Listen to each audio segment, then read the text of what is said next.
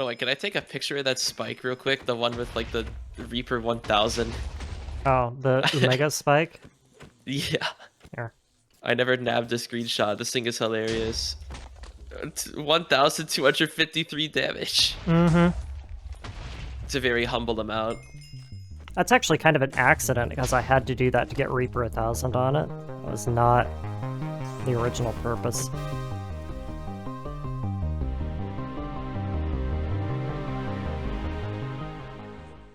Welcome back. Last episode, I premiered the functional part of what is probably going to be my capstone project in LV, an XP farm design so unfathomably scuffed that its very existence is a blight to the concept of game balance or sane decision-making, which are famously two things I give not a single solitary flying fart about, so really nobody was at all surprised when I did it. Thus begs the question, how the heck are we going to use all of this XP? XP grades don't have a throughput limit, but anything you stick under them absolutely does, and the only reason turning god particles into liquid lag juice doesn't overwhelm any fluid logistics system I can make at this tier is because huge stabloy pipes can buffer the input just long enough to dump it into another pipe segment. My original plan was then to take all of this juice, pipe it down to a routing area, do some fluid load balancing, and long-distance pipeline it over to other people's bases. But, as mentioned earlier, this is a stupid plan for a number of reasons, so instead I will be long-distance pipelining it to my back patio, which is not a very long distance, but the pipeline multi has infinite throughput, which is more than you can say for any other option at my disposal, so we're gonna roll with it. You know, that is, of course, if I can stop being distracted for a span of time measurable in a unit larger than nanoseconds, because for some unfathomable reason, while I was working on this project, I decided to take the time to make 4 million slime balls. I have not the slimmest shred of an idea why I did this, or for that matter, why I bothered recording myself doing it. Part of this is because the footage is over a month old, oops, but I suspect the majority of it is because I didn't have a reason for it in the first place, and just felt like it. Either way, I now have 4 million slime balls that I have, to date, done precisely nothing with. Anyway, back to XP crafting. Making the XP is ironically the easiest part of the process. The real challenge is automating the items you can make from it. For whatever reason, when auto-crafting systems in Minecraft see crafting recipes involving buckets, they will almost universally flip their lid into low Earth orbit, and depending on what form their major malfunction takes, this usually results in your buckets being snapped out of existence, your craft failing, your game crashing, your operating system blue screening, or your computational device of choice spontaneously growing legs and throwing itself in the nearest dumpster fire, in no particular order. Of the few remaining options that don't do one or more of these things, all but one of them are either too slow, too stupid, or too uncraftable, so we're going with Project Red. Other than their mildly inconvenient requirement of needing electrotine power to run at full speed, these are actually a very nice to use option, with one caveat that I'll touch on later, so slapping a system together that uses them in scale is no big issue. Go gadget, material superiority. I think it's safe to say that we're not going to be needing any of the XP craft items in any quantity ever for like the next 10 tiers. The other nice thing about having this project done is, in addition to it being, not an aesthetic trash fire, is that we can also use this as an excuse to get rid of a lot of the more badly designed one-off solutions that we had lying around for various materials, which cleans out space for more badly designed solutions for higher tier one-off materials and also makes the place a bit easier to exist in for prolonged periods of time. Of course, nothing can be perfect, so these auto-crafters do come with one major drawback, which is that they are Project Red auto-crafters. Project Red, for all of its many upsides, is known for having a codebase that is about as coherent and straightforward as the phrase homosexual fettuccine, and consequently every item for the mod is in a constant knockdown drag-up back alley knife fight to be the single most productive Bitcoin farmer in the entire game. According to our very nice diagnostic tools, my mob farm, which you will recall is designed around exploding mobs into apocalyptic levels of entities with a spike, and then frantically trying to shove that waterfall of entity into a tube. That farm is responsible for somewhere between 1 and 2 milliseconds per tick of lag, which is a lot. There's a reason we're only going to be making one of them. Well, when running at maximum speed, these autocrafters burn TPS at about 3 milliseconds per tick each, because of one function call to look up crafting recipes. These recipes are programmed into the block, by the way. They're static. How do you even do this?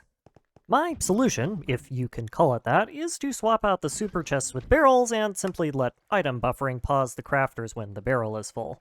It's not perfect, but it does at least mean that my XP farm isn't at risk of slagging some random German data center because I accidentally left the redstone farm on, and since the crafters only lag when they try to craft things, it downgrades them from server destroyed to just really dumb. With XP source materials dealt with as only a goose can, I was able to clean up pretty substantial amounts of redundant infrastructure. Case in point, we're never gonna really need mob farms again. I can leech XP off the crafting line for uber enchanting now, and if I need to, basically any mob drop whatsoever can be sourced from my looting oh god why spike quite handily. So they're just kind of obsolete, with one exception. And that exception is steel. You know, unless you're a normal person. Simply by existing, the Blaze Farm Infernal Furnace combo has cranked out somewhere in the neighborhood of 250,000 steel ingots. There is not a single solitary chance that we will ever use that many steel ingots before the production of steel is rendered obsolete by normal game progression. Do I care? Not particularly, and as such I have embarked on a quest to make the most cooked LV steel factory possible. Step 0. Make an absolutely massive, entirely pointless structure to house a mob farm that is at best going to be 1/10 of the structure's total volume. Check. Time is a myth, and management is therefore blasphemy in the eyes of our Lord and Savior Greg. Moving on. Step 1. Take that massive, entirely pointless structure that you made to house a mob farm and put a new solar boiler platform on top of it to produce all of the power that the factories you haven't made yet might demand when they process the steel that you aren't producing. We have firmly inserted the cart before the horse here, folks, and I'm sad to say that the horse kicked the cart rolled down a hill, and the horse subsequently bought a one-way ticket to Tahiti. Step 2 is, maybe we should make some mobs to farm. Sure. The basic premise here is simple. Infernal mobs drop chainmail. Chainmail is steel. Ergo, I need a system that will produce a very, very large amount of infernal mobs and kill them very, very quickly, and won't spontaneously explode the server with a subsequently very, very large amount of item drops. Simplicity itself. Step 1. Spawn a bunch of infernal mobs. Spawners are nice because they are free, easy mobs, but you can't kick the mobs out fast enough, and they don't scale, so I need something that does. Enter nether trees. Like the passive tree, their leaves have a chance of spawning mobs. Unlike the passive tree, the mobs the leaves spawn are nether mobs, which include things like pigmen and heat scar spiders, which are sometimes infernal, and Thaumcraft wisps and magma slimes, which are always infernal. Even better, magma slimes split into more magma slimes, so one big slime could be anywhere from 7 to 21 infernal drops. The leaves also, like way too many other things in this pack, respect tick acceleration from things like the Tree of Time, so as you can expect, farms with them tend to get a little bit crazy. So crazy, in fact, that step 3 is designing a system to turn the farm off. This is accomplished with a weird bit of tech made possible by how these leaves work. If the leaf is above an eligible block, read pretty much any solid vanilla block whatsoever, it can choose to transform that block into either netherrack, soul sand, or nether quartz. Interestingly, netherrack is itself an eligible block, which means that given time the leaves will get rid of it in favor of more nether quartz or soul sand. However, at the same time it does this, if the leaf ticks and there's a valid spawning location, there's also a chance of a nether mob spawning. Most modded aesthetic blocks aren't eligible for either of these events because they don't allow mob spawns and the mod can't process them for transformation. So as long as we make sure that there's only those kinds of blocks below the leaf blocks, we can completely disable all of the things these leaves can do and selectively turn on only the mob spawning part by using drawbridges to place a plate of nether quartz ore in the range of the leaf effect.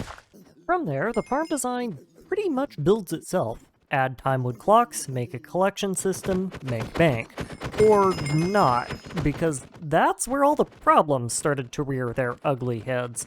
For reasons beyond my understanding, but probably related to Natura being outclassed only by Project Red when it comes to the amount of demonic noodle code that went into its creation, this system can spawn a Natura mob called an Imp, which is an entirely useless mob with entirely useless drops. It also chooses to do so with such concerning frequency that I would estimate and say a good 80% of the mob farm is Imp at any given time. This has knock-on effects. All that imp hide and imp meat clogs item logistics systems and makes fast, efficient filtering nearly impossible. I ended up having to create a bunch of void barrels and hook them up with huge electrum pipes, not because I care about storing the drops, but because I could not delete them fast enough any other way, because greedy chest filtration systems could not keep up with the number of item stacks being shot through them.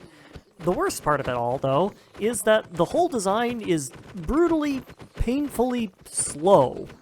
Imps are technically a passive mob, and for whatever reasons, magma slimes seem to spawn basically never, so the only real contributor to steel output is Thaumcraft wisps, which are pretty uncommon in and of themselves.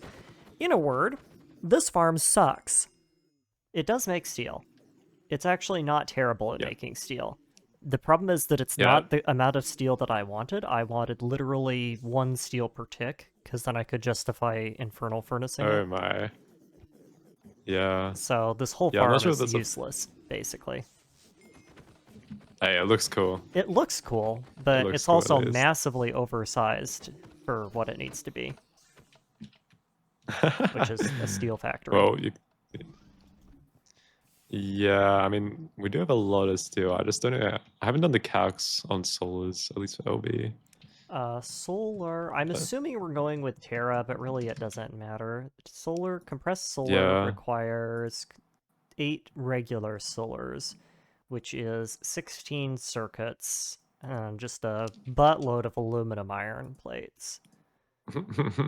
And then the rest of it we can just sap off of other lines, because like carbon plate is charcoal, wafers are silicon byproducts from brick, and XP, reinforced glass is XP, red alloy is XP. Yeah. Oh, we are out of electrotine. Electrotine is actually the only thing that we have problems with, because this whole system requires electrotine gens until we can make solars to do the crafting. No. Yeah. Oh, actually. Solars are MV. Oh, it's MV. Yeah. So it's not a super huge issue, especially because I have a Silk Touch hammer, and we can witchery the electrotine ore into enormous amounts of this stuff. It's like 44 dust per ore. It's insane. Oh my. But for now, at least, we're stuck on manual power. Yeah, okay. I understand. I assume to get up, we're just going to use one like huge electrum pipe with filter conveyors or something. Yeah, well, to extract items, we'll just pull items up as needed, and yeah. Yeah. Okay, that works. All right, how do we get started? I think we make a buttload of pipes, and then we just start laying out the crafting demands for circuits, because I was going to do 2 circuit assemblers. Okay. Hang on a second. Further work on the steel unproduction is for a while delayed due to a more pressing concern, however. We need automated solar panels soon. Solar boilers are great in the Steam Age, and good enough in LV to get by. They are very much not good enough in Envy to do anything other than fill your base with the wonderful susurrations of your entire economy coming to a screeching halt on repeat due to factory-wide power failures. And Envy is kind of right around the corner for us. Their selected replacement, which we eventually decided would be air-infused solar panels from Electromagic Tools, is far better. At heights greater than Y220, a single solar panel of this type can theoretically produce up to 30 EU per tick, which is almost twice that of an uncalcified solar boiler, even before you factor in sleeping to improve daylight. They're also hellishly expensive when you need multiple stacks of them, hence why we need to get them automated. I'll spare you the montage, but suffice to say that piping, powering, and logisticizing this nightmare took a while.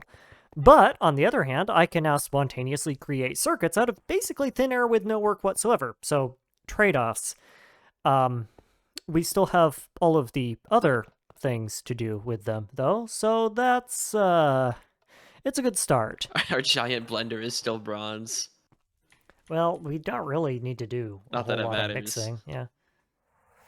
Yep, and we're basically just turning circuit steel and wood, or steel and wood and energy, I guess, into pure circuits and XP. Steel, wood, XP, and energy. Everything else is just automation. It's that easy. Yep. Now, what about for MV circuits? Just more XP? Let's see. Circuits. What do we need for MV circuits? I think it is just genuinely like XP. Good circuit let's see, board. because steel, copper, good circuit board is You have to look at the circuit gold, assembler recipe. iron We don't need the chloride. steel. Yeah. There's a small amount of iron 3 chloride that we can't get from XP. What do we need the chloride for? For the circuit board process. I Oh. suppose we could use the bad recipe and just put more XP into it and just waste 4 ingots of gold per board. Nah, I mean, we can use the chloride one. It takes 30 seconds, though, to make the board. Yeah, it takes 30 seconds to make the persulfate, too. We don't have a choice, unless you want to do the crafting recipe for it, in which case I hope you like wire mills. Yes! Yeah, so a little bit of chlorine I mean, the chloride isn't optionally. that bad. We have the salt And root. since by We that just, tier we can technically extract molten glass from glass dust, nothing else. We just abuse salt root. Yeah. Oh, we can just do it now. We can use MV circuits. Not like we're gonna use it for much, but... Yeah, but by also that same logic, we can't use it yet, so I'm not too by that fussed type of about logic, couldn't we just make the better ones? Yep. Couldn't we just automate the integrated ones? Yep, and that's what we want to be doing. All this time spent faffing about with Gregtech did at least give me a chance to rethink my steel solution a bit, and I have a new idea that I wanted to try. The primary reason I wanted to use nether trees was to get around a mob throughput issue caused by having lots of mobs near a mob spawner of the same type. Well, that's a dumb reason to use nether leaves. The blaze farm that I was originally getting my steel from clearly had no such throughput issues after I added some relocators, and even that isn't necessary if you only care about pure mob throughput. Spawners, you see, only care about their mob type when checking for mob caps. If you have 30 of the same spawner right next to each other, they will fight for the same cap from all the overlap, but if you have a bunch of different kinds of spawners, there's no conflict. The obvious solution then is to find a bunch of different kinds of spawners that spawn mobs that are always infernal, and then interweave those spawners to create a common collection area. That is, assuming that any such spawners exist. And it turns out they do. Blaze and witch spawners are a given, and we have had excellent successes using both of those on the Project Singularity server. But I decided to look a little bit deeper and found another couple good contenders. The first is skeleton druids from the Twilight Forest. They're basically just skeletons with hoes, and would otherwise be an ideal mob for this sort of farming if it wasn't for the fact that their projectile attacks turn any blocks they hit into leaf blocks, and work on anything that the projectiles can collide with, and completely bypass every anti-griefing measure I have ever seen or heard of. These mobs are kind of a nightmare. I tried them and they started punching holes in my mob farm in like 3 seconds flat, so that's a hard pass for me. Another option is, ironically, Thaumcraft Wisps. Don't do what I did initially and confuse these with the wisp spawners that you find in the nether. Those are Automagi wisps that look entirely identical and have a nearly identical drop pool, but they explode when you kill them and don't always spawn infernal. The Thaumcraft wisp spawners are located in set pieces that spawn with a loot chest in the middle of a little obsidian Stonehenge looking structure. If you dig under the central pillar, you'll find a single Thaumcraft wisp spawner. That's the one that you want. Interestingly enough, these structures can also spawn with stainless steel ingots in their loot table, which makes them, as far as I am aware, an exception to the traditional overworld loot rules. From my wandering, these structures seem to like to spawn on top of elevated or mountainous areas, and I had a great deal of luck finding them just by wandering around high elevation deserts and looking for the distinctive minimap shape with a light colored chest in the middle of a dark circle, which distinguishes them from the otherwise identical looking Eldritch Obelisk set pieces. Initial experimentation with a combination of witches, blazes, and wisps proves far more promising, but still has a few issues associated with it, thanks entirely to special mobs trying to be a special snowflake and introducing stupid killing requirements for some of its more exotic mob types. By which I mean specifically blazes. There is a special blaze type that, I kid you not, is only weak to snowballs. Nothing else will do more than half a heart of damage to this thing, and believe you me, I tried. My Death Spike, combined with strength buffs, is capable of doing upwards of 2,000 damage a hit. Unless it's to one of these mobs, then it does 3. Woohoo! Needless to say, this is a very bad mob to be spawning, several hundred a minute of, even if they are rare, since they tend to clog up my everything, and the spikes kind of can't kill them if they have a regenerating trait.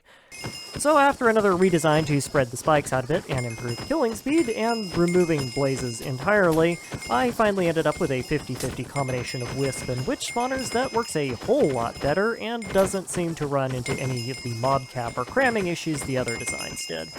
Undead witches are heavily resistant to non-smite enchantment damage types, so I ended up swapping in smite and wrath enchanted spikes instead of my usual payload of sharpness wrath, but over-enchanting is cheap and spikes are cheaper, so this was kind of a whatever.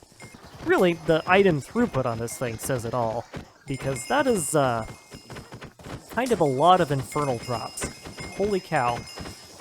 This is after the first layer of Greedy Chest filters out a bunch of the non-stacking iron and gold armor and weapons and stuff, by the way. So, take this and double it.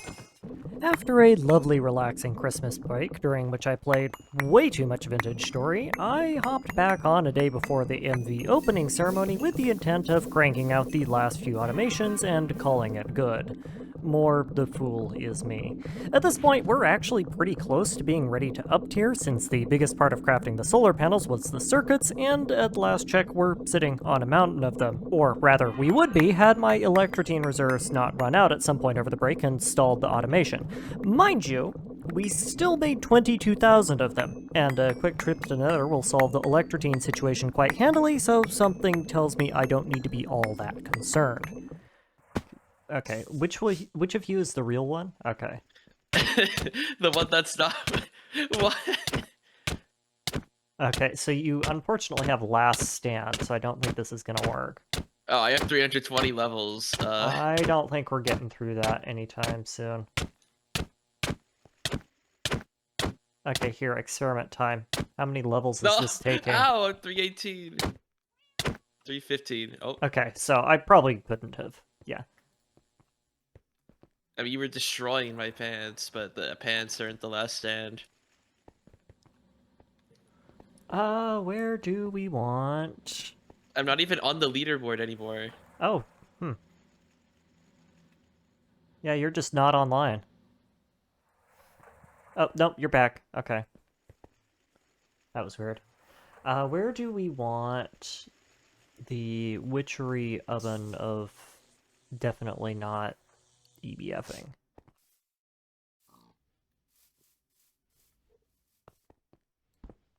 What, these? Oh. Oh, I I hope didn't those realize didn't that have lava was live. dust in them. I mean, who cares at this point? It's gonna have steel. The one inconvenient thing is that I didn't realize that lava was real, so I might have burned some of the blocks. They're extremely cheap to craft. Don't worry, Yeah. they are like actually like dirt cheap. Alright. No, it's fine, because we're not going to need more than one of these in the first place, so... They cost nothing. Yeah, but still, we're not going to need one of these, more than one of these, because I'm going to one-tick it. With Yeah. enough jars makes it one tick, right? It's jar plus 4 bellows plus centibus, and I'm going to get a node set up here real quick. With our auto-crafting system back up, the first call to action is getting a fully cracked out infernal furnace going to process steel and, more importantly, redstone alloy. Low voltage power is extremely vulnerable to resistance losses, so superconductive and low loss wiring is a hard requirement. And air solar panels have to be placed so high up in the world that we're still going to be eating heavy losses regardless. I'll spare you the exact procedure for this operation and instead direct you to a video Duck did on how to make overpowered nodes in LV if you're interested. But suffice to say that getting Nibrusium Essence taught me that if all else fails, I could always make Salus Mundus and use that to produce steel instead. Ah, yeah, that's some frame rate right there. Oh yeah, I can feel it.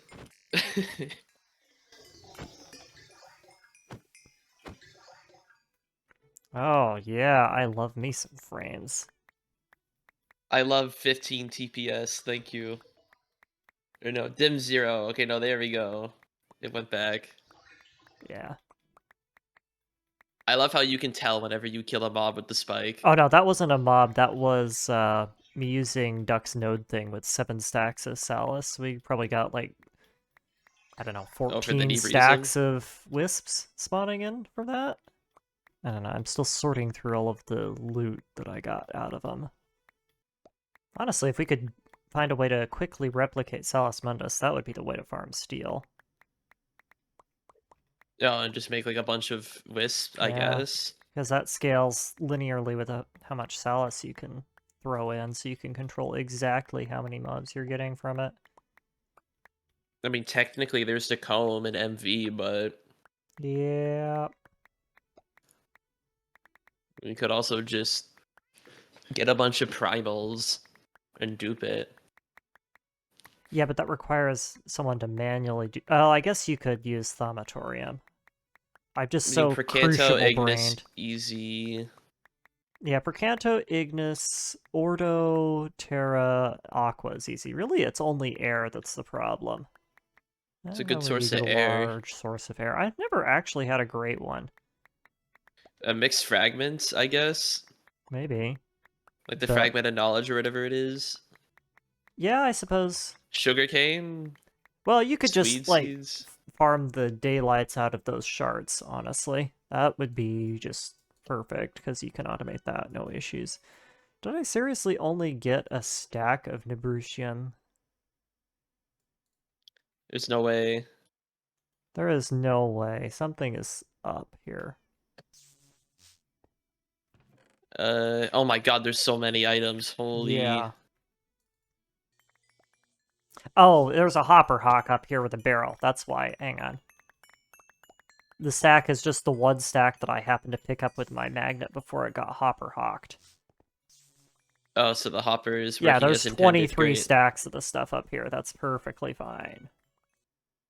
I'm kind of scared what they're gonna do to like IC2 and Thaumcraft if they like completely rewrite them. Yeah, am not very optimistic about their Thaumcraft rework. I don't think that they're gonna do it justice. Plus, they're gonna like wreck 90% of all of the cool toys that I have, which is gonna be unfortunate. I mean, all they need to do is just get rid of the base mod, right? And then all the other add-ons just have to work with it. Yeah, but if you're doing a clean room implementation, there's gonna be a lot of stuff that isn't part of that. Oh, yeah, I guess, yeah, clean room. Because they also want to like actually make it optimized and stuff. which I get. Like, I understand why, but no, thank you. I mean, I'm for good. how many mods are in this mod pack, it is somewhat optimized. They're pretty well optimized. Okay, yeah, I just did the math and realized that this thing is going to take literally like hours to charge if I do that. So we're going to do like 4 stacks or something.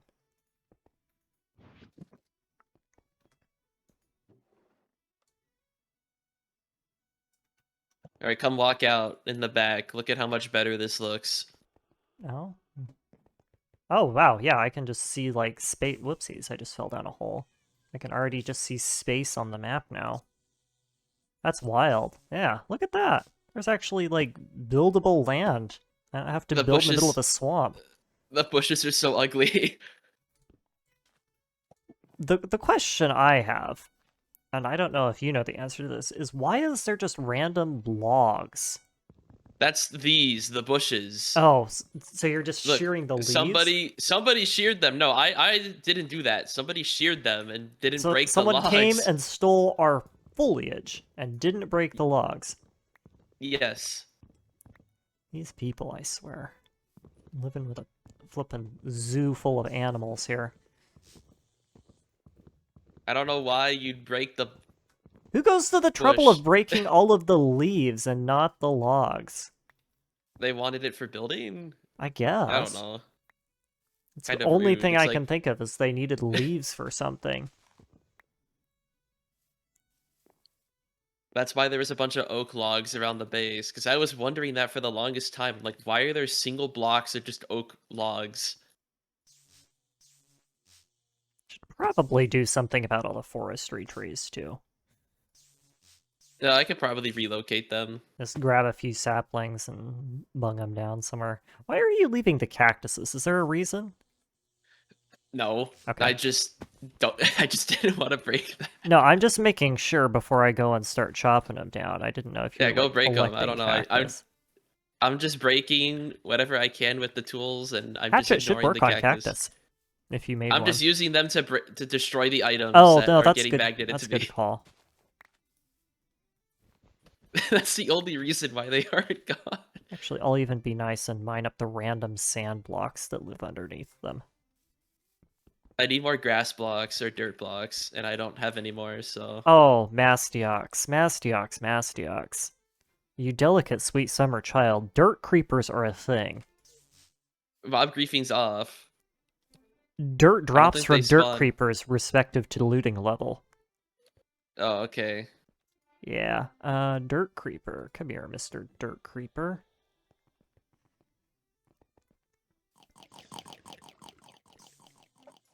Just gonna sit you down right there. Pay no mind Yep, to I could feel the that. intense I could tell server hitch. exactly. Oh, whoops, I I, touched the spike and I could tell exactly when it was killed. I am now at half a heart. It's a good thing we have infinite XP, because otherwise touching these spikes would just be an instant death sentence, no questions asked. The best environmental storytelling I've seen is on like a TFG official server. I found someone's dead body with a bucket in their hand and a water source block like like a block away from their body. Hmm. And it was right off a giant cliff. Yep, I was waiting for that, and I'm like, where's the really deep pit? Alright, do we have the node? Okay, the node is energized, so let's just take a stack of steel. Yep, that's one a tick right there. That's a whole lot of steel. Splendid. I didn't think it'd be that easy, but Yeah. It's like, honestly, not even that much more space than an EBF takes up. so how long till this gets nerfed? When the video goes live. I see why there's so many Thaumcraft enjoyers. This is kind of cool. Being able Yeah, it's to because just none of the ignore devs know Gregtech. how Thaumcraft works, so you can just break the game over your knee. Yeah, that's not necessarily a bad thing. Same Nobody thing, knows how it yeah. works. Yeah, same thing happened with Hardcore Ender expansion. For the longest time, there was just an item in that mod that could give you any item in the game that nobody knew about because nobody cared about Hardcore Ender expansion. Wait, what? Yeah, the unstable orbs. Used to be able to randomly spawn any item in any mob in the game. Like, Stargate speedrun? yeah, 0 exceptions, period. Like, creative only items, chaos dragons in the overworld, everything crazy you can think of they could do. With Was it very low random? probability. Yeah, it's pure random. It's like a How 40% chaotic. chance to blow up, 10% chance to spawn a mob, 50% chance to give an item. Alright, now automate it. Well, that was the tricky part because you couldn't back then. You had to go and mine them out. So it was like the ultimate loot box game Can I beat GTNH only through gambling? with only gambling. Yeah, you get Now, to the end by doing Ender Lilies, yeah. which is gambling. The funny part is that they actually nerfed them, and for a while it only spawned items for the treasure loot pool, but that was also too overpowered, so they just straight up nerfed it entirely, and now they don't do anything. I'm actually curious if you could do a gambling only playthrough now with that. It would take forever, but Yeah, just a gambling. creative chest of, Oh yeah, once you get a creative chest, yeah, it's over. Well, no, that's what I'm saying, is you spawn in a creative chest of those unstable orbs, and those are the only thing that you're allowed to use. Oh, well, I'm saying you could technically, like, get to the end through only gambling with IC2, Mm-hmm. which is a pain in the butt, but it is possible. Well, the thing is, you only That's get like 10 or something of those orbs per entire island that you mine out. Like, they're oh, incredibly yikes. rare. Mastiox and I then spent the rest of the day doing various other boring off-camera prep work. We flattened out the island in anticipation of future building projects, and once we were done with that, we assembled the last few automations needed for solar panel assembly. We can't actually make solar panels yet, since aluminum iron plates require MV processing, but we do now all have the stuff we need for them, which will hopefully speed the upgrade process up significantly once we transition. And speaking of transitions, this is one, an awkward one, because that is going to be it for today's episode. To that end, thank you for your time, and as always, I hope you enjoyed.